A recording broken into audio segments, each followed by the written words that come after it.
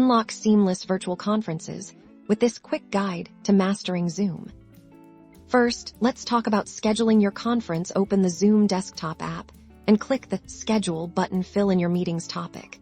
Set the date and time, and decide if it's a recurring meeting. You can also set meeting options like enabling a waiting room or automatically recording the session. For instant meetings, click New Meeting. This will immediately launch a session, and you'll see options to invite participants by sharing the meeting link or copying the invitation details to paste into an email or chat. During the meeting, managing participants is simple on the bottom menu bar.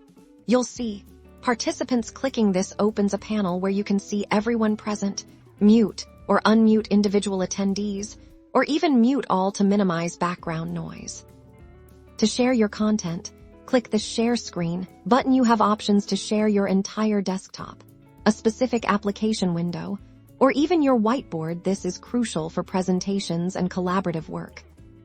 Engage your attendees beyond just speaking. The chat feature allows for text-based communication, perfect for sharing links or answering quick questions. And don't forget the reactions feature, letting participants give a thumbs up or applause without interrupting the speaker. With these steps, you're equipped to host professional and engaging virtual conferences. Happy Zooming!